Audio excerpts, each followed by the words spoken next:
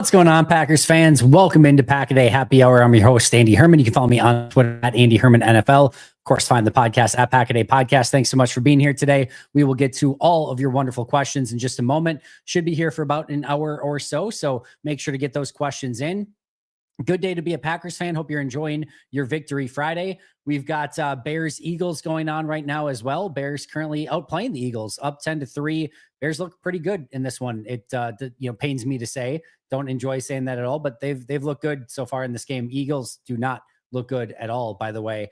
But that'll be an interesting matchup, of course, next week as Green Bay gets ready for Chicago, and we can obviously continue to keep an eye on this one as we do get ready for that Bears game next week. But we are celebrating a Victory Friday as well. I also want to shout out Luiges Pizza for sponsoring today's show. Had my Thanksgiving pizza and my Victory pizza all rolled into one yesterday. It was absolutely delicious. Went with their original pepperoni pizza, thin, crispy crust, 12-inch pizza, Wisconsin mozzarella, the robust tomato sauce, perfectly seasoned pepperonis made in Wisconsin. It was as delicious as you could ever expect it to be. Tasted even a little bit better knowing that it was the Thanksgiving pizza and the Victory pizza. Loved every second of it. Check them out over at luigespizza.com and on social media, at Luiges Pizza. All right. We're going to kick things off right away. Scott Neyer, thank you so much for becoming a brand new YouTube member. Appreciate you, my friend. And the man 5705. Did we figure something out on offense, or did we just not face the same defensive approach that we have struggled against? The man that rolls us perfectly into another question that Ethan had right away, at least a comment that Ethan had right away as well. See, this is the Matt LaFleur we want, not the Matt LaFleur we got before. Trusted the guys, rolled with the hot hand, didn't force the run, put it in Love's hands, was reasonably aggressive, big balls yesterday. I think that's an oversimplification. And I think, going back to the super chat here, there is a piece of that we need to talk about. So the first thing I would say is Matt went for it on 3 4th downs yesterday. They went 3 for 3. The play to Dontavian Wicks in the corner of the end zone is a razor thin margin. That easily could have been an incomplete pass that took 3 points off the board by going for it rather than kicking the field goal. The final play of the game, 4th down, razor thin margin. If he, throws that and it's batted down by Brian Branch, or if Wicks drops that, Lions get the ball. Opportunity to score 50 yards away with an opportunity to go down, tie the game, knowing Dan Campbell, they probably go for 2. And we get our answer right there of who wins that game. It feels great when your team goes 3 for 3 on 4th down. It wasn't like he drew up a perfect play in those scenarios and had it like the Dobbs one for the touchdown was near perfect. That was a well drawn up play, but those were very difficult plays that really, in both situations, Jordan Love and Dontavian Wicks, they were the ones that earned the ability to get the touchdown and end the game on those respective plays. Dan Campbell was just as aggressive yesterday, and people are questioning if he's been too aggressive and why he went, didn't, either, kick a field goal or punt the ball away, etc. on some of those, because they went 0 for 2. I think the first thing is we love the results. If you go for it on 4th and you don't get it, we don't love it as much. Yesterday, Green Bay went 3 for 3. The Lions went 0 for 2. They were both pretty aggressive. Green Bay's worked. Detroit's didn't. We're more talking about the execution of it and the result of it than maybe the process of it. I love the process from Matt yesterday. And I talked about this with Aaron Nagler earlier today. What I love is that Matt stayed aggressive throughout the game. There was no wavering or, I'm just going to decide in this moment if I'm going to be aggressive or passive or this moment. I also equally liked as much in the previous game against Minnesota that they decided they were going to be conservative in that game. They stuck with it through the entirety of the game, and that worked. I like a direction. Pick a direct. Don't just in the moment. Well, what feels right in the moment? Go into the game and who do you want to be in that particular game? And then if that's not working, you can course correct. But I thought in this game, it was right to go in with an aggressive approach, and they executed it. I thought against Minnesota, it was right to go with a conservative approach, and they executed it. Both of them worked out. Matt looks better because of it. But if he would not have, if they would have been conservative against Minnesota and a couple things go differently, Minnesota wins, everyone's hating them. And if they go aggressive in this game and doesn't work out and Detroit wins, it's, again, fire LaFleur. So I love the process overall. The other thing that the man brings up here is we also need to talk about, they let Jordan throw it around. Well, because Detroit stacked the box a little bit more and was saying like, hey, we're going to let you throw the ball a little bit more. We don't want you to be able to run the football. Now, thankfully, Green Bay actually did, and was capable of running the football a little bit more in that game, but they a little bit more had the gumption to say, hey, if you can throw the ball, we're going to challenge you to throw the ball as well. And we don't think you can beat that. And Green Bay did, albeit in some very tightly contested situations. So I don't think that there was necessarily an answer to everything yesterday. I think that was the right aggression and the right game plan for that specific type of attack that Detroit was utilizing on defense and the way that game needed to go. Again, I like the overall idea of what Matt was doing yesterday, but I think it's an oversimplification to just say, yep, they figured it out and Matt can just do this every single time and it's going to work.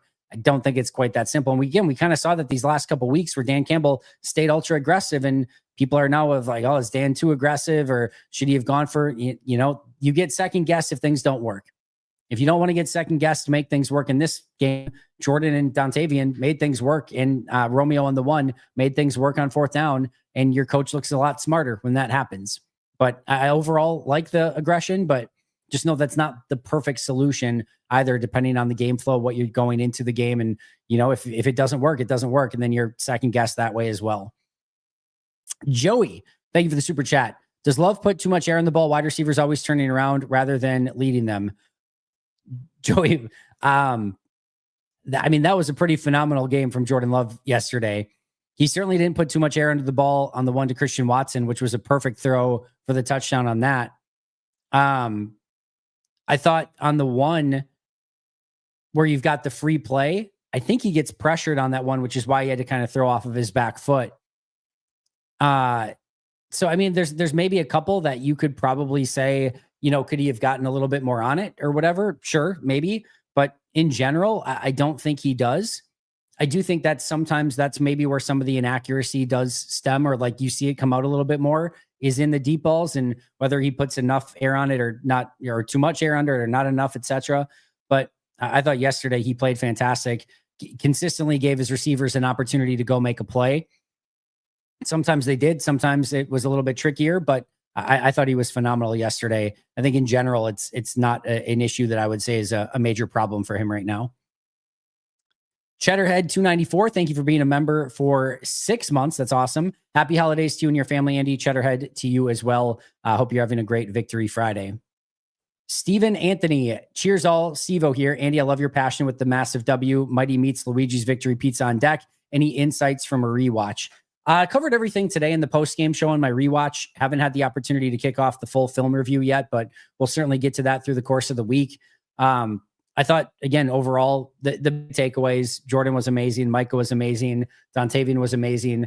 I liked overall Green Bay's philosophy in this game. I was happy they were able to run the ball effectively. They didn't do it a ton, but when they did, they were effective doing it for the most part. And yeah, I thought, again, overall, a very positive and aesthetically pleasing performance in a very tough game against a very tough opponent in a very tough place to play. I love the overall game from Green Bay. They went into Detroit, got the win, and put themselves into position to potentially win the NFC North. Although, again, we're seeing Chicago's certainly not going to go down without a fight either. The look on Campbell's face was chef's kiss. Which one? There were multiple in that game where you could tell the frustration, the disappointment, and he knew that was a huge game for them. They've got work to do just to get in the playoffs from here on out. So that was a huge loss for Detroit. No question about it. National media a week ago called Love untreatable and trash and can't win games when he's not carried. This week, apparently he's far better than Rodgers, next great elite, like whatever. Yeah, I just, again, remember that the hot takey sites are going to always try to win with a hot take, right? And that's why, we try to stay a little bit more even keeled and celebrate the successes and, at times be frustrated when with the disappointments or whatever. But, it's a long season. Lamar is having a really rough year. We've seen Josh Allen have some real stinkers of games this year. Patrick Mahomes has been a little bit more up and down, even for his normal standard of play. It's tough out there for a quarterback. It's not easy game in and game out. I think in general, Jordan's done a great job of going out and playing a pretty consistent brand of football all season long. I don't think he's I wouldn't put him necessarily in the MVP, upper echelon conversation, but I'm curious where he's listed right now. Oh, he's still pretty far down. He is currently tied for seventh, currently tied for seventh. And that's kind of where I said at the beginning of the year is like top 7 of MVP conversation.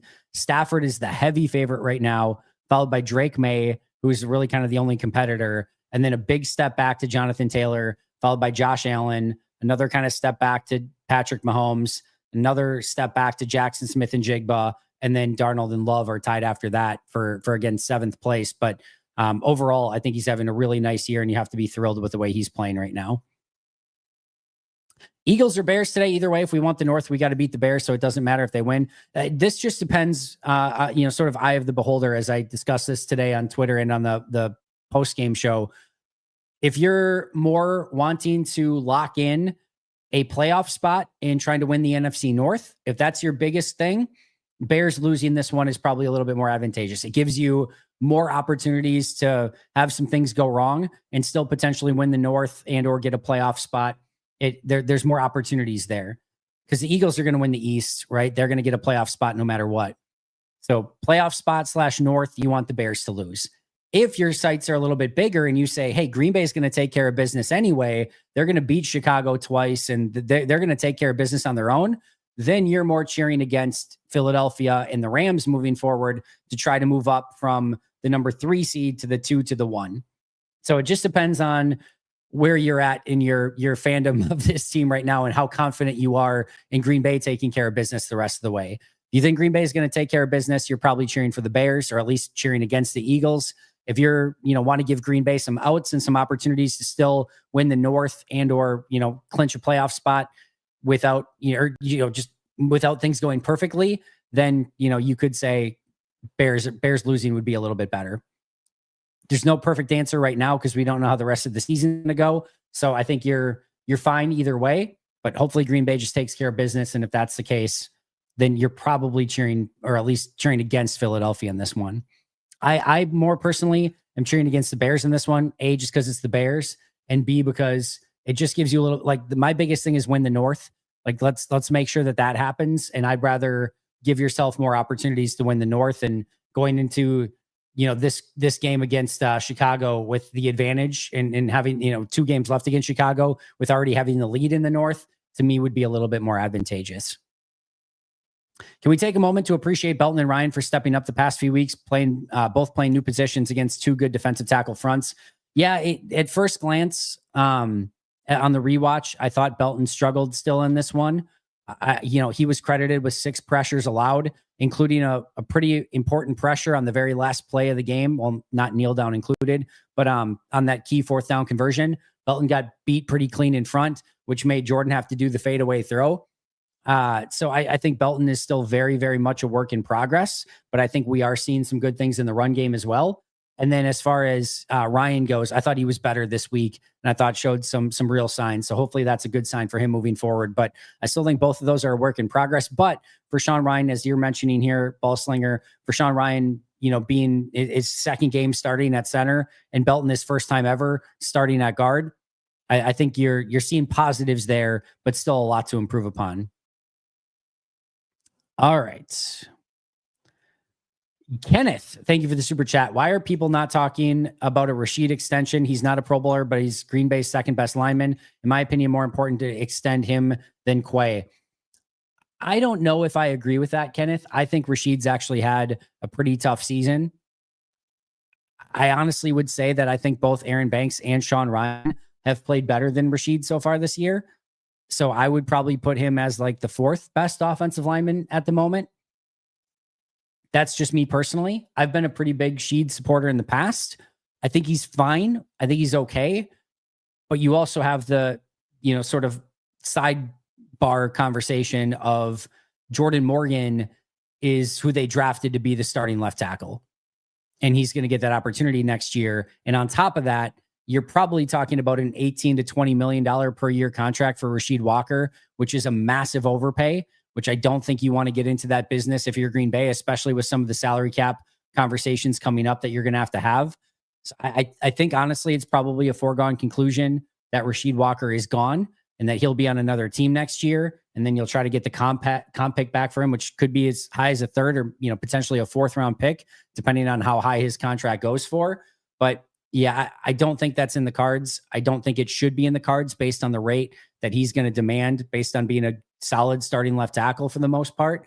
But yeah, I don't think he's quite had the season that I would have hoped for him, especially in a contract year. So I would probably disagree a little bit with that premise, but yeah, that's kind of where I'm at with it right now.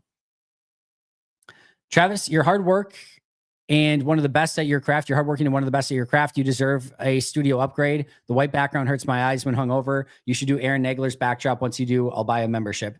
Travis, I don't know. It's not that white. It's more gray. It's actually not white at all. It's more of like a taupe or a gray sort of color. So the white I'm wearing is white, but there's actually no white background. The only white is the Mr. Colts guy right here is actually the only white. I did mention this the other day, though. I do have a plan for a new backdrop. And if it happens the way that I want it to happen, I think it's going to be the coolest backdrop that you could possibly imagine. So look for that. But no white. I don't know. You should just check the adjustment of the brightness on your screen as well. That might be something that is causing some problems. But yeah, actually no white behind me other than, again, Mr. Colts guy. All right. Where do we leave off? Why did Welch get snaps over Hopper when Cooper was out yesterday? First of all, it was snap singular. There was just one snap. The second thing, if I had to guess, would be I think it was just a nickel defense thing. So for whatever reason, and I was kind of surprised by it as well, when Quay didn't play in that game, and then when Cooper went out, they were in a nickel defense. McDuffie was going to have one of those spots. I would have expected it would have been Hopper in the other nickel spot, but they went with Christian Welch. Clearly they must like his coverage or something better in that specific situation. But for me, almost a pick for Philly, but couldn't quite hold on. But I don't know. I don't know what went into that. I would have gone with Hopper, but must have been a nickel pass defense sort of thing. And that's why Welch was out there. Hey, Andy, happy Victory Friday. Upon rewatch, how did you feel Ryan Belton looked? We talked about that.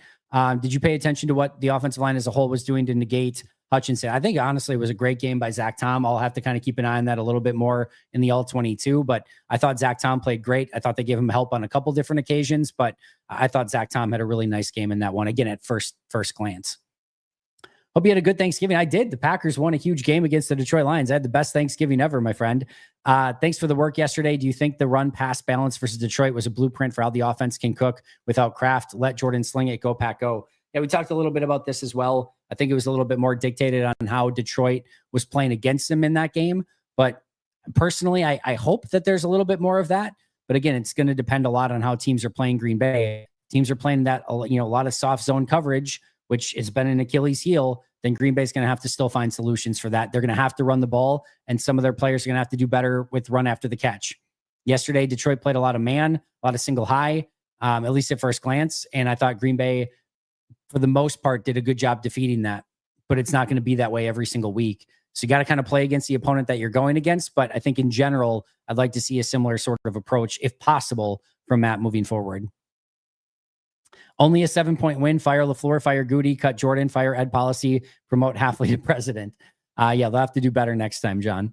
But seriously, this Thanksgiving, I'm thankful for all the great Packers media, but you are the best. But most of all, thankful for this great team. Go Pack, go. Appreciate that, John. Very kind of you to say. Can I just say how much I love that some people still hate on Jordan even after performances like this? Keep hating, watch out. Yeah, I talked about this with Nagler too. I kind of tweeted it out as well. If you're not just enjoying this from Jordan, I don't know what to tell you. You're the only thing that you have is your priors of you thinking he wasn't going to do well and wanting that to still happen. If you're just being a unbiased, watchful eye of what Jordan Love has done, I don't know how you can come to any conclusion other than he's playing amazing football and is an absolute joy to watch right now. So if people want to sleep on it, if they want to be like, oh, he's still not good, they're just missing out on what's a really, really fun, season and, level of play from Jordan so far this year. He's been outstanding. He's been absolutely outstanding. Is it weird that I mostly don't watch NFC North teams if the Packers aren't playing? I don't like those teams. I just kind of find them distasteful. That's not weird, John.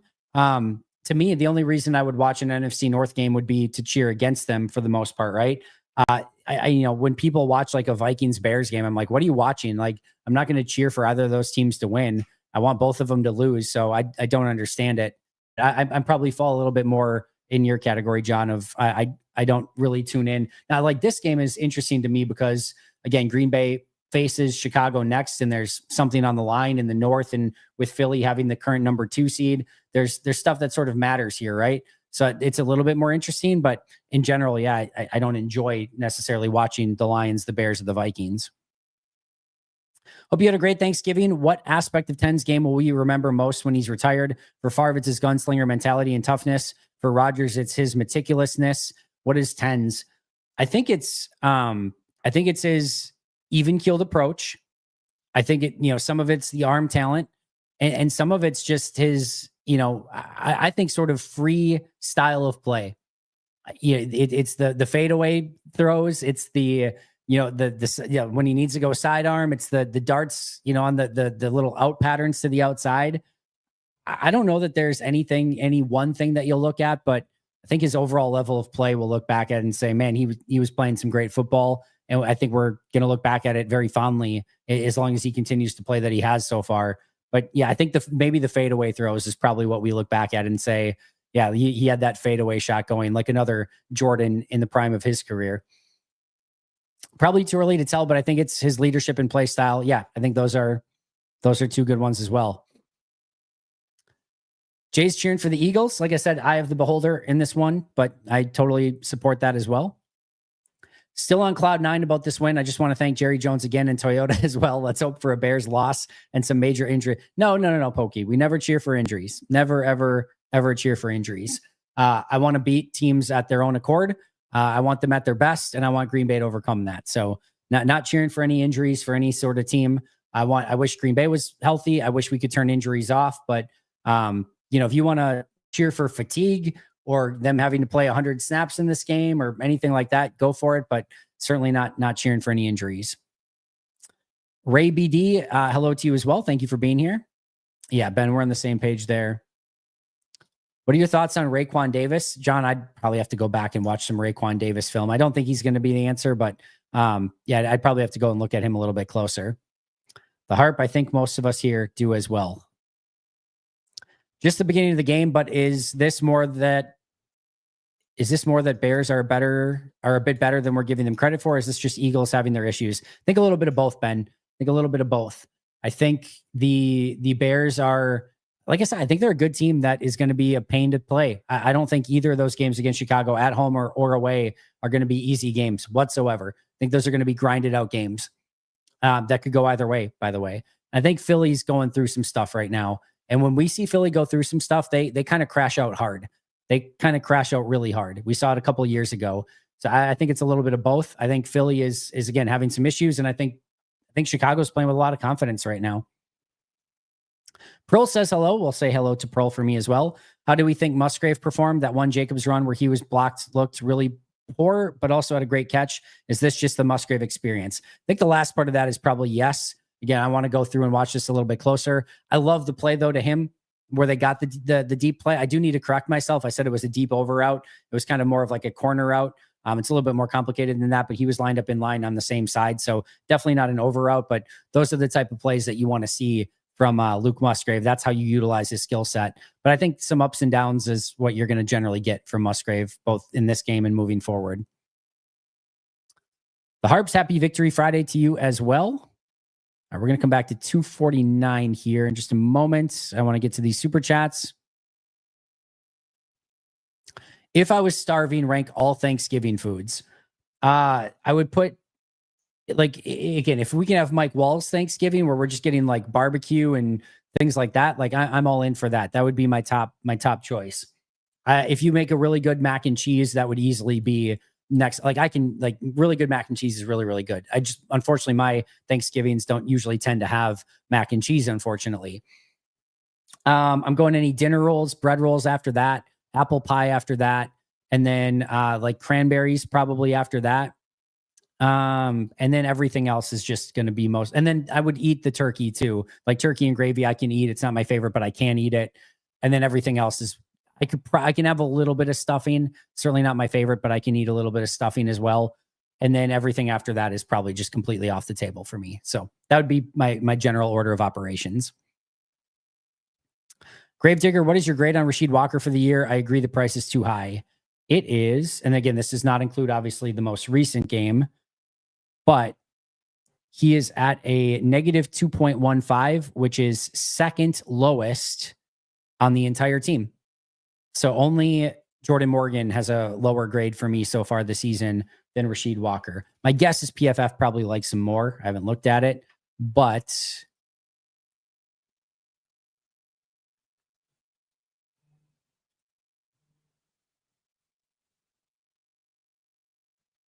PFF has him more. He's out of 26 players that have been graded so far for them. He's 13th on their list, like right smack dab in the middle. They have a slightly above average grade on him. I obviously have a below average grade on him. So certainly some disagreement there, but they like him a little bit more. Again, I have him second lowest only to Jordan Morgan. All right. Gary takes a pay cut to stay in Green Bay next year, right? No, the more I do think about this, the more I do not think Rashawn Gary will be in Green Bay next year, but it's an interesting conversation. We'll have to wait and see how they kind of go about doing that. He's going to need to do a little bit more than what he's done recently if he wants to stay in Green Bay next year or take a pay cut. And I don't see that happening. I think we're probably talking trade here would be my guess. I think some team would give compensation for Gary. I don't think we're looking at release. I would say it's either he's back or traded, but I wouldn't put release entirely off the table. But hopefully, yeah, it would be pretty crazy, I think, if they got the point to releasing him. But man, they could really use a little bit more, impact from Rashawn Gary right now. You and Negs are a dynamite duo. Bummed that the Bears are winning, but love to see Philly fans distraught. Beer time, vino for me. Cheers, guys. Steven, thank you very much for saying that. Always enjoy recording with Aaron as well. We'll be back next week for the preview show. Just recorded the episode today for Cheesehead TV if you haven't checked that out yet. But yeah, we'll be back next week for the members only show as well. How do we match up with these Bears? Negative 6.5 next week. Is that what it's at? I looked at it yesterday and it wasn't up yet. I'd be surprised if it was that big. Wow. Negative 6.5 for Green Bay. That is a crazy line. I would have guessed like -3, -4, or -3, -4 for Green Bay at best. That is a wild line. I love that they have that much confidence in Green Bay. I would probably take Chicago in a close, like I picked Green Bay to win, I think, but I think in a much closer game. I think it's going to be a really tightly contested game. I hope Vegas is right. Hope Vegas is right in that one. Do you think the NFL should get rid of divisions? Annoying that the Bucs have guaranteed playoff spot. No, because I do think you want to continue the rivalry games, right? So 2 games against Detroit, 2 games against Minnesota, 2 games against Chicago. I think that in general is good for the NFL. I think, the NFC East teams want to face the NFC East teams and things like that. I think that's good. So I probably wouldn't get rid of them entirely. The big thing that I have been really harping on for a very long time is, listen, Tampa Bay getting in isn't heartbreaking to me, even if they're the 8th best team or whatever. I can survive that. Them getting the 4 seed is absurd. Just absolutely, completely absurd. Well, just win your division. Think of it this way. They are the 4th seed, and they have had the easier schedule than the teams that are going to finish 5th, 6th, and 7th because they had the crappy division. Everyone else, Green Bay had Chicago and Detroit in their division. The NFC West is insane. The East is what it is, but at least they're winning their football games for the most part in Philly so far. They're the worst of the teams, and they had the easier division and schedule and got 2 games against, Carolina's fine, but 2 games against New Orleans and 2 games against Atlanta. That's not the team that should get the 4 seed. They should get the 7 seed at absolute best. So I'm fine with the divisions. I'm fine with them getting in by winning the division, but they have to reseed that, and it shouldn't be an automatic home game just because you want a really, really crappy division. I mean, you could win a division at 7 and 10 and get a 4 seed. That's absurd. That to me is what they have to fix. Have to find a way to fix it. All right. What did I say? 249, I think it was at. All right, I think it was John. I'm so weird about this Bears game. On the one hand, I think the Pack can take care of business against Chicago, and so Philly loss helps. On the other hand, like helping the division, but screw Chicago. Yeah, I get it. Yeah, I don't think anyone's cheering for any team in either this game, and you're just hoping that both of them find ways to fail. They kind of are right now. Both of them. I mean, after the Bears' hot start, they did not look good. And Caleb's 11 of 24 for 90 yards, despite them running the ball really well to begin the game. I don't think either team is looking great right now. I think that's kind of what you want to see if you're Green Bay.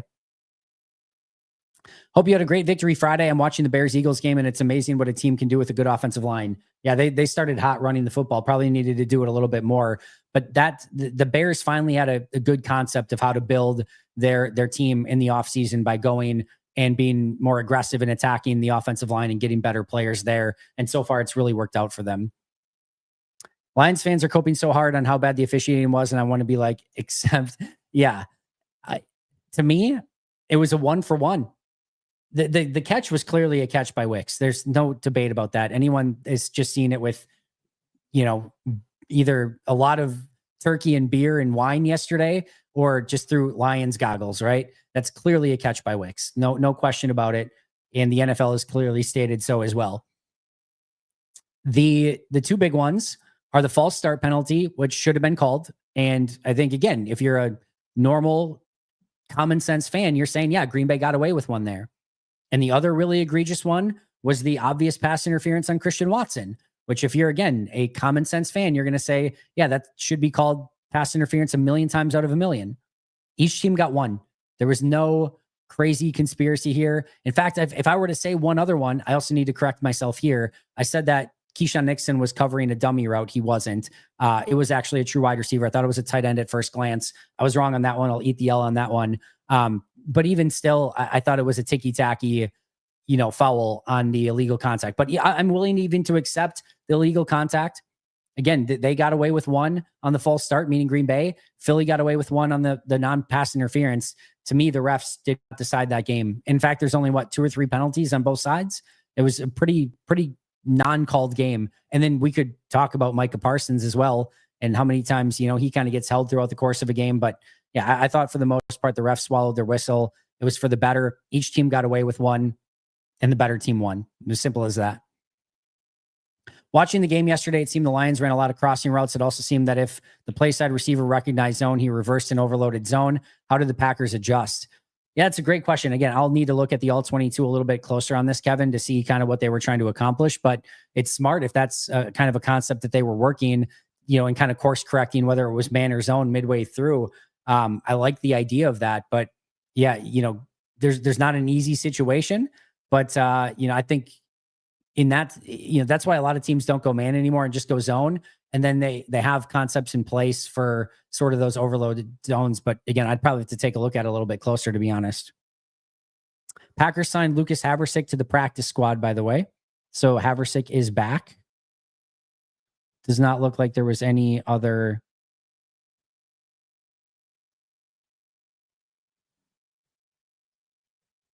Don't see any other transactions. Yeah, so it looks like that was it for transactions today for Green Bay.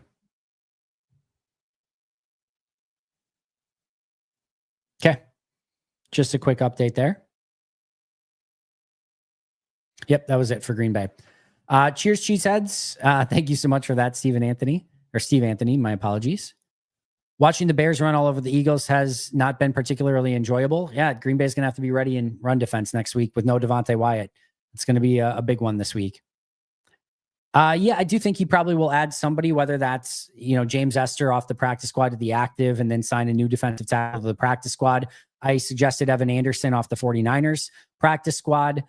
They could look at guys like Maurice Hurst, Montrevious Adams, could be options as well. But I do think they'll add another defensive tackle in some way, whether it's to the active roster, to the practice squad. No Paul Newman pizza. Find yourself a Luigi's, my friend. The Bears, yeah, good start, but they did slow up in that second quarter. Andy, what a statement game from Matt LaFleur and Jordan Love. Wicks and a guy named Micah were not too shabby either. All 4 of them were phenomenal in that game yesterday. Life is going great. Thank you for asking. Oh, you already beat me to the practice squad update, so thank you for that, Joey. Yeah, I thought Love did a great job of leading Watson on that bomb. That was one of his best deep throws of the year. Substitute teacher is back. The defense of a great team that's more Jekyll and Hyde than Green Bay has to be Philadelphia. Sometimes look like Hall of Fame Super Bowl. Others look like D3 college players going against NFL players. They have been that way a little bit for sure. I still think Philly's defense is good. We'll see what the second half brings and if Chicago can exploit them or not.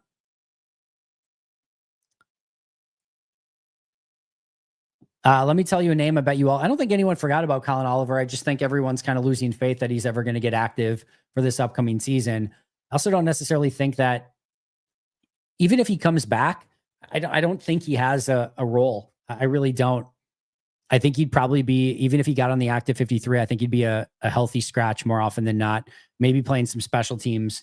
But I would be surprised if he had any legitimate role, even if he did get, back from injury at any point this season. Bears are looking more legit against the stout Eagles D than I expected. Our defensive tackles are going to need some juice this week against Wyatt. Yeah, I know a lot of these were about a half an hour ago, and the Bears offense did kind of stall out a little bit more in that second quarter. So, the Bears were good on their first, couple drives where it's a little bit more scripted. Let's see what they look like the rest of this game. Any question that I've been dying to ask media members, what is the key to asking Matt LaFleur questions in his postgame and weekly pressers? You have to butter him up, if it seems, before the tough questions. That's not necessarily a LaFleur thing. Just in general, kind of a rule of thumb is one of the worst things that you can do is start off with a, really either bad or awful or tough or bizarre question, anything like that. You start with that and it just gets off on the wrong foot. And then, the coach, whether it's Matt or anybody, can tend to close up and just shut down a little bit more. So you usually want to start with something that's going to be, it doesn't have to be a throwaway question.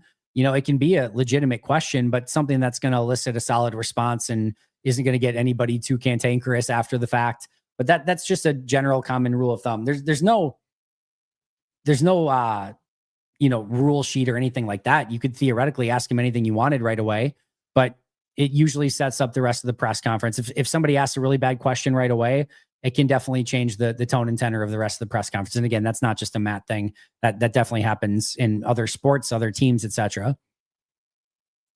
Loved watching Green Bay punch the Lions in the mouth. Amon-Ra is such a all right. He certainly there was a big loss for Detroit yesterday with Amon-Ra being out. That's for sure. Victory Friday. Bears still suck. Ooh. So the Bears defense looking very good. And Philly's offense has been not great for a bit here, but Bears defense looks good in this one. Brinson is more of a is a pass rusher, but he's played a little bit better against the run as of late, which is encouraging. I've liked what I've seen from Brinson, very much so. I'm glad they went for it. No telling what would have happened if they gave it back to the Lions. Same here, Ray. I love the idea to go for it in that situation. We absolutely fleeced Jerry Jones. So happy to see Wicks catching the ball this year. He made a concerted effort this offseason on his hands, and it showed. He's been good when given the opportunity, and he was phenomenal yesterday. We are a long ways away from being a good enough defense to earn a nickname, but if they get there, I want something Hornet themed. All 11 guys swarm to the ball so effectively when they're firing. All right. Maybe there's something there. I do love the way that, especially this, the secondary, the safeties are playing in that regard. I think they can actually even do still a little bit better job of it, but I do love when this team is swarming to the football. Were the backers playing too far up because of Gibbs? Is that why the middle crossers were so effective yesterday? Or was that on the CBs? Again, need to watch this on the all 22, John, but at first glance, it looked like the linebackers had some fault there, but that's a double-edged sword that the Lions can put you in. You hand it to Gibbs and you're not up there playing the run and he gets one little sliver. It's daylight, right? And you take too far of a step up and it's play action and Jamison Williams is breaking in behind you. And that's not ideal either. And so sometimes you have to pick your poison a little bit, try to play it as best you can. But those are tough situations to be put in. I thought they could have done a little bit better job of it. Safeties have to help out too there. But again, I need to take a look at it closer. But I thought the linebackers did at times get a little bit sucked up too far. Yeah, it's a disappointment that they weren't able to beat the Eagles. I thought the Eagles defense played really well in that game, and Green Bay's offense definitely struggled a lot. That's the only difference. Packers defense certainly held the Eagles in check. How come it seems we don't utilize the middle of the field more in the passing game? And I'm not talking about 5-yard dump offs. We did see the seam throw to Dontavian Wicks yesterday. That was a big time play. In general, it's because, you're reading things if it's middle of the field open or middle of the field closed. A lot of teams have played middle of the field closed against Green Bay so far. It's why Justice has talked about like, hey, the next evolution of this is you're going to have to hit those out routes, those quick out routes, which Green Bay has added to their arsenal and has done a really great job of. What's happening too is a lot of teams aren't, respecting Green Bay's run game. So even when you're going play action, those linebackers are hitting depth. They don't think your running game is going to beat you. And there isn't that play, over the middle, over the top of those linebackers as much. But I thought the play yesterday to Wicks was a good one. We've seen a little bit from it, of it from time to time, but it's more that defenses are taking that away from Green Bay. We're going to get a better shot from Philly than Chicago. I don't know if I agree necessarily with that, Ben. I think Philly probably wants to win this game as well. After seeing Brinson in back-to-back weeks reset the line of scrimmage, he has me excited. Yeah, he might end up being the most important rookie on the team this year. Like, I don't think that's hyperbole. I guess Belton now too, but Belton and Brinson might end up being the two most important rookies on this team. We have entered the real season. So far, Andy, where does the season rank in terms of your enjoyment? I know it's been a mixed bag, but I can't stop having fun with Parsons, even in the losses. Yeah, it's been interesting. I love the way that they played yesterday. If you're looking, like, if you're backing out from like 2025 on the whole, or really since last season ended, the Matthew Golden pick in the draft in Green Bay was one of the coolest moments. The Micah Parsons trade was one of the coolest moments. The week 1 win against Detroit was one of the coolest moments. This week, Thanksgiving against Detroit was one of the coolest moments. There have been some very high highs for this team. And then you get a loss to Cleveland, a loss to Carolina mixed in, a tie to Dallas, and it hit some lows as well. I think that's the journey that you get taken on through the course of a season. There's going to be some really exciting stuff. There's going to be some stuff that feels like crap. And then how do you come out the other side of it? It's never going to be perfect. We've seen that all throughout the league this year. They're in a good spot right now. Let's see how they finish it. The next 4 games are all going to be tough, in my opinion. 2 Bears games, which are going to probably decide the division. You've got a very difficult Broncos team on the road, and the Ravens are probably in must-win mode in that game as well. And then you that final game against Minnesota at the end, which is probably an exhibition game for Minnesota. Did Hopper fill in for Coop? No. It was Welch that filled in on that one nickel snap. I'd have to go back and look at it if there was a few more in there. But at first, it looked like it was mostly Hopper playing that third linebacker role, and then McDuffie and Cooper playing the primary linebacker roles, and then Welch got that one snap in nickel defense for Cooper in that situation. Yeah, I thought Hopper at first glance looked good, but again, I kind of want to go through with my grades before I jump to any conclusions on anything. Yeah, we talked about Christian Wilkins. My continued statement is, if he were in shape, ready to play, and employable, he'd be on a team already.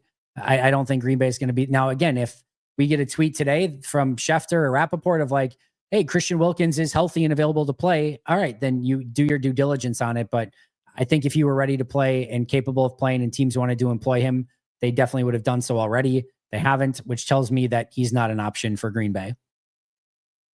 Do you think Goot needs to explore? Yep, we talked about that. Win the North and then see where the chips fall. I tend to agree with that a little bit as well. Or at least that's where I lean a little bit more, I should say.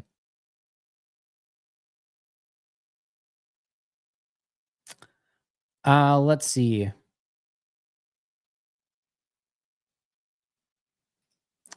I don't know about more important than Quay, but it's an important conversation. Yeah, again, I just think they're going to move on. I think it's kind of a foregone conclusion. I don't think Rashid or Dobbs will be back on this team next year. Those are the two that I feel probably most confident in saying that. I don't think Sean Ryan's going to be back either.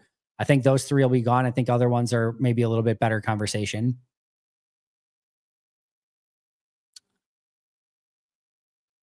Also, really don't like how well this. I also think, Philly's offense has been in a pretty big rut. I think that's part of it as well. But yeah, that Bears Packers game is going to be a drag out brawl. I really think so.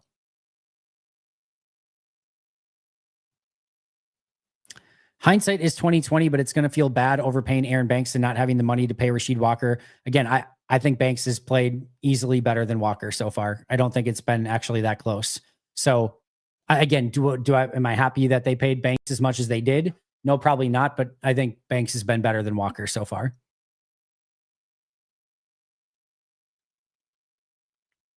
Why doesn't the NFL just give head coaches a button they can press to call a timeout? I don't know. It's a good question, or at least to do a challenge flag. The flag seems very like rudimentary. Like I don't know. It feels like there could be a better system than that. Background looks fine. Again, I have some really cool ideas, so be prepared. It's going to be awesome. Not surprised about Haversick to the practice squad. His presence on the 53 continues to be the oddest thing this season.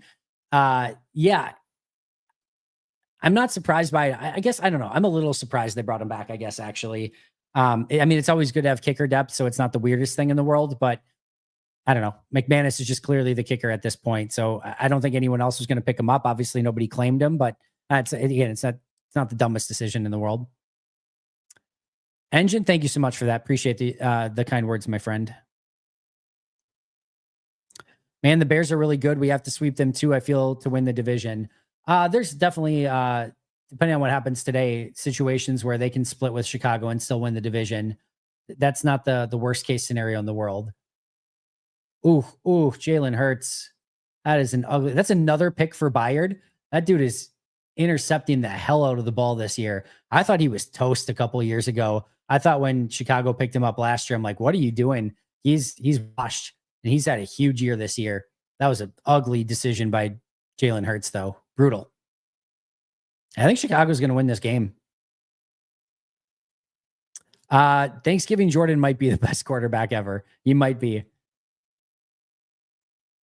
Appreciate that, Ben. Unless you're talking about Hayden, in which case that also might be true. I watched the NFC North games just to get a feel for how we stack up against them. That's fair. That's totally understandable. Happy Thanksgiving, Andy. It was a great day to celebrate after a great win. I totally agree, Hayden. It was a ton of fun. AJ Brown is the next Antonio Brown, I guess. Similar initials. It's been weird with him. It's been very weird. Favre definitely played with more reckless abandon. Bears looking too respectable. Yeah, I don't love it. I don't love it. The Eagles offense does look brutal, even more brutal now after that Hurts pick. I think it's a Philly thing. I really do. I think they've been off for a little bit of time now. Yeah, Bayard's 6 interception this season. That's crazy. I have a cousin I only see on the holidays. We both joked that this was going to be the Dontavian Wicks game after his first or second catch, and we're having a blast with each other after. I love football. That's awesome, Will. That's a really, really cool. Oh, okay. You're good, Pokey. You're good. You're good.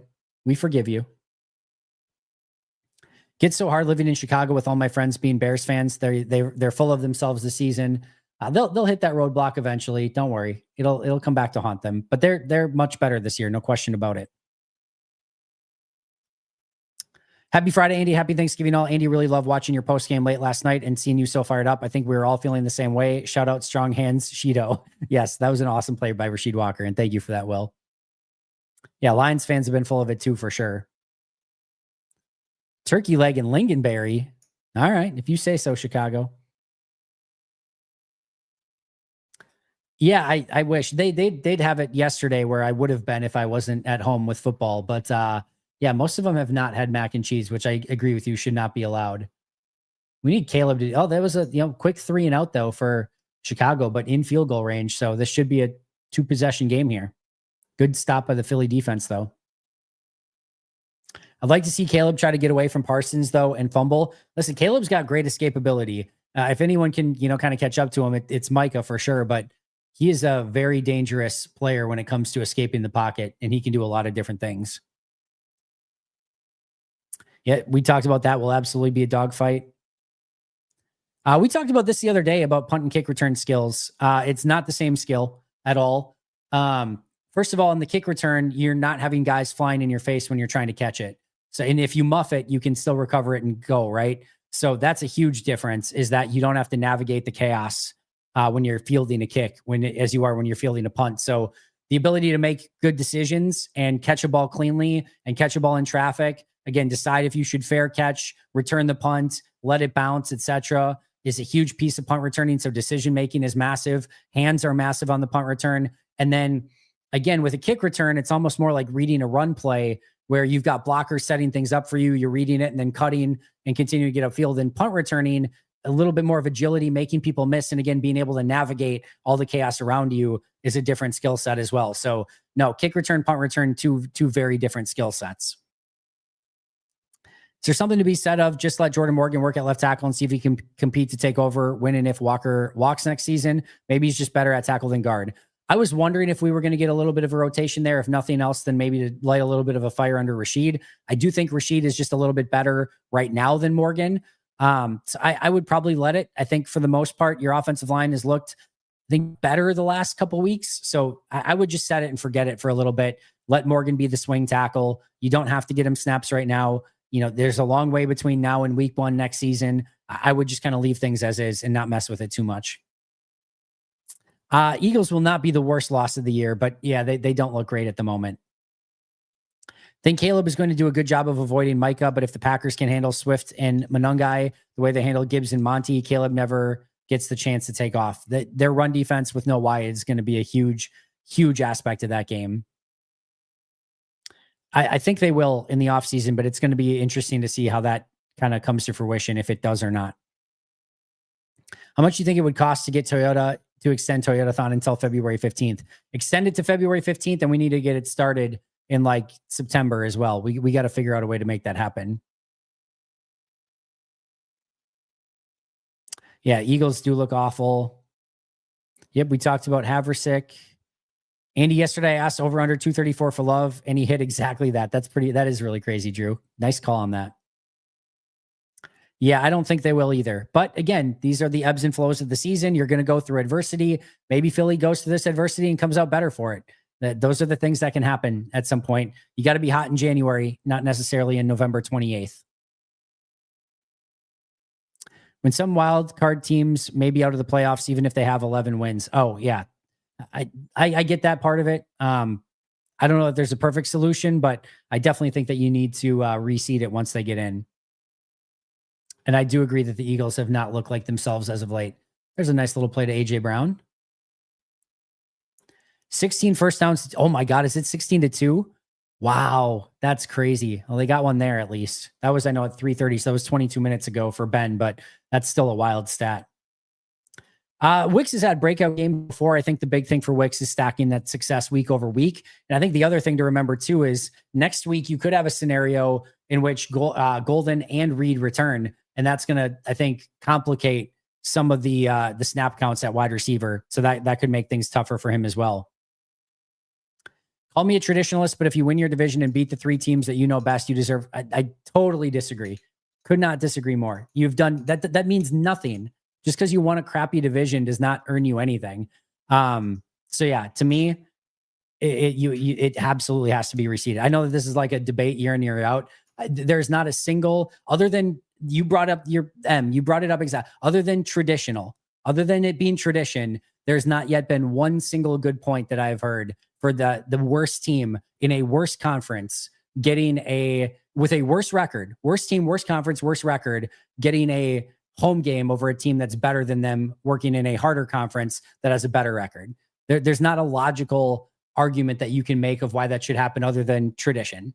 So I just firmly disagree. I don't think there's anything that anyone could do to say anything different that would change my mind on that one.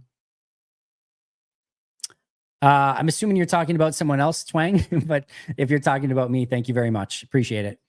KC and San Fran both have some poachable defensive tackles on their practice squad. Yes, for sure. And again, Evan Anderson, 1A on my list of those poachable defensive tackles. I think this, by the way, what we're seeing right now is what Philly needs to do more of. Hurts has got to run more. They've got to get him going from a running standpoint. I don't think he can just be a pocket passer. That's not going to work for Philly. Yes, I think Love was still using his left to do handoffs yesterday. Or no, sorry, he was still using his right. I don't know if he used his left or not, but I did see at least one that was with his right. But I didn't watch it super close, if I'm being honest. Yeah, they still get the rest advantage, though. I think the bigger thing, this team needs the rest in general. They need that mini bye. I think it's going to be very important for them, especially as they try to make a run the rest of the season. Oh, that's an A.J. Brown touchdown. That is vintage A.J. Brown. We got a ball game, 10-10, my friends. 10-10 game. Did the Bears miss the field goal before? I missed that. Did they miss the field goal or were they not in field goal range? I thought they were in field goal range, but I didn't see what happened on that one. Too busy talking to you guys. Checking the play-by-play now.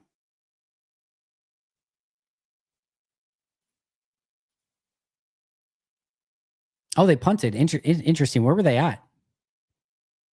Oh, it was the Philly 44 or oh yeah, Philly 44. All right, that makes sense. That makes sense why they punted then. But we got a ball game. I feel like when those crossers were working, it's because the linebacker sucked up a little on the playmaker and just didn't get enough depth. I think that is the case. Did they just miss the extra point? You idiots. Unbelievable. 10-9 Chicago, 8 minutes, 5 seconds left in the third quarter. Oh, Golden absolutely can still become a productive piece. I totally believe that. Well, the field in Chicago would probably be worse. So get ready for that in a few weeks. Hurts was looking bad other than that last touchdown to AJ Brown. Yeah, both of those games are going to be extremely interesting. Said that even before this one. Those are both going to be very tough and interesting games. The beauty of 3 successful fourth down conversions, teams may not want to stack the box anymore. Fourth and LaFleur is going to go balls to the wall. We'll see. We'll see if that ends up being the case moving forward or if that was more of a one-off. But we love an aggressive Matt LaFleur for sure. Likelihood that Philly completely implodes and Dallas wins the NFC East. Where's the New York Times got it at? I'm curious. The Eagles' chances to win the NFC North are 97%. If they lose to the Bears today, it even still is at 92%. So yeah, I don't think so. I would be pretty stunned. The Eagles have what should be a pretty easy win against the Raiders. And you got to figure they win at least one of the games against the Commanders at worst. Even if they lose the other 3 games, there's still about a 2/3 chance to win the division, even by going 2-4, including a loss to the Bears today. So, I mean, it's going to take a 1-5, which includes either, 2 losses to the Commanders or a loss to the Commanders and a loss to the Raiders. I don't see it happening. I think they'll still win the East. Excuse me. Just wonder how this looks against the Bears if Jordan is playing his smart decision making and doesn't hand Chicago the ball on a silver platter. Yeah. Listen, Green Bay has every right to win both those games against Chicago, but again, Chicago's playing with confidence right now.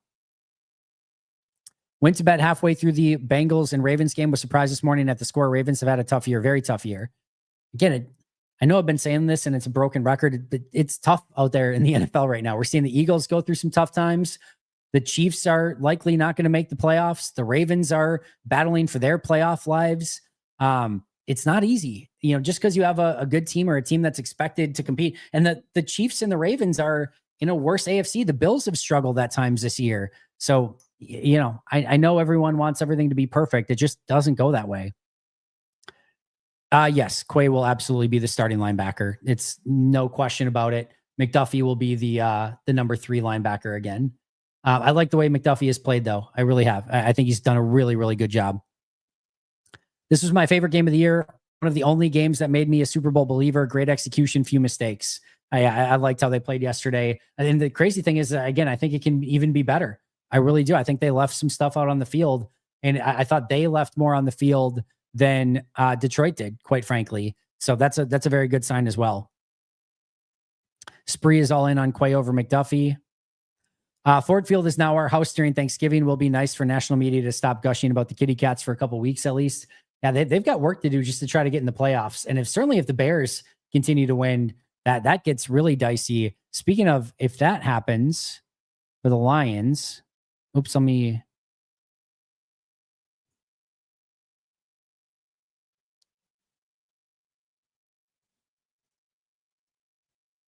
make sure I'm not. All right, I don't think I have anything selected here. All right, perfect. So Lions right now only had a 39% chance to make the playoffs. If the Bears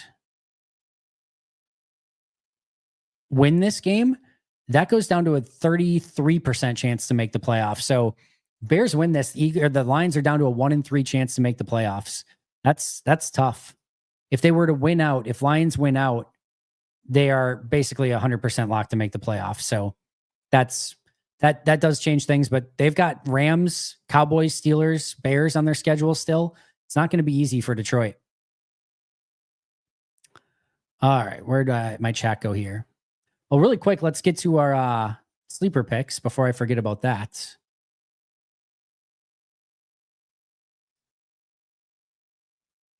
All right. We've got Monday Night Football. We've got a not great game. We've got Giants and Patriots, not the super sexiest game in the world. So worth it to get those sleeper picks in. Make it a little bit more fun, a little bit more entertaining. I've got Stephon Diggs over or more than 47.5 receiving yards. Travion Henderson, more than 69.5 rushing yards. And Jackson Dart, more than 207.5 passing yards in this game. I think Travion Henderson and Diggs should get that yardage against a Giants defense. It's not been great. And I think Dart's going to have to throw his way into this one. Either way, you get your picks in. You don't have to agree with mine. That's the best part about it. You can get them in over on Sleeper, and you can get a 100% match up to $100 by utilizing code PACKADAY. Again, a 100% match up to $100 by utilizing code PACKADAY. Terms and conditions apply. Check Sleeper for details. They're available in over 25 states nationwide. So what are you waiting for? You can still get your picks in for Sunday's slate of games, and then, of course, Monday Night Football as well. All right, back to our comments. I do have to get out of here relatively quick here. The significance is when you're not using the hand that you want to hand off, there's just a little bit more awkwardness and a little bit more of an opportunity. Ooh, what just happened? We get a pick for Philly? Turnover, some sort of turnover. Love that. What did Caleb do? Caleb do something stupid? Jalix Hunt coming off the edge. Oh, they're setting up the screen and Hunt just read it. It was there between him and Monungai, and Hunt picked it off. Love it. Love to see it. And then the other thing is there's some stuff in the run solutions too, where you're set to hand off with your right. And then if not, you're throwing with your right. And it throws off some of the timing with that stuff too. So more opportunity for turnovers or mistakes, and taking away some of those run solution possibilities as well. Did I jinx the kicker? My bad. My bad. The Cowboys win the East. That's going to be some kind of crazy comeback season record. Yeah, I don't see it happening. I will admit it's purely a tradition argument. If we reseed during the playoffs, we have reduced the high stakes of winning your division games. No, because you get into the playoffs by winning your division. And those are rivalry games anyway. Like if the Vikings have nothing to play for in week 17, I bet you're damn right they're going to want to beat Green Bay and to try to knock them either out of the playoffs or out of the NFC North or out of a better seed. Like those games are traditionally great competitive games, almost no matter what. Those are rivalry games. They're going to mean something no matter what. And you know that if you win your division going in, you get into the playoffs. That's a guaranteed lock to make the playoffs. That's enough. That's enough incentive. And like you need to win football games no matter what if you want to be a good team. So yeah, I don't necessarily agree with that argument either. Lamar doesn't look like him. No, he looks a really bad year for Lamar so far. All right, I'm going to try to lightning round the rest of these questions. Injuries aside, do you think Watson ends the season with the most receiving yards on the team? Where's he at? I guarantee he ends up as my highest graded receiver on the team. I'd be surprised if he didn't at this point. Green Bay stats, receiving. Wow, he's already in third behind Kraft, who's not going to, he is 180 behind Dobbs. I bet Dobbs just has enough runway, but it might end up being very close. It might. That's crazy that he's already third and will easily at least be second because he'll pass Tucker Kraft. That's crazy. I bet Dobbs gets it, but it could easily end up very close. At the same time, I won't lose sleep if it happens. In the words of Vic Ketchman, sometimes it's time to be new. That's fair. It's not Toyota-thon, it's Jordan-a-thon. All right, I like it, Travis. Extended through the Super Bowl. Edgerrin got banged up, but he got back in the game. I think he's going to be okay.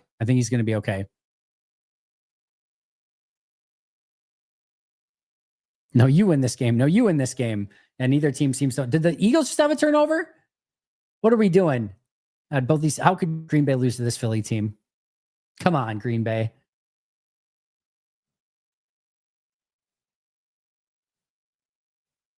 What do we got here? Everyone's pointing Chicago, but the refs have not done anything yet. Chicago ball? Wow. Crazy. Yeah, both these teams suck right now. They're really bad. Love Carrington in coverage. Tackling still gives me concern, as Bill Barnwell said on Blue Sky. Carrington Valentine tackle is a pretty reasonable strategy for making Valentine. I don't think he's been that bad. I really don't. I really don't think he's been as bad as maybe that would make it seem, but he's had a couple bad ones, including against Philly last year in the playoffs and including this game.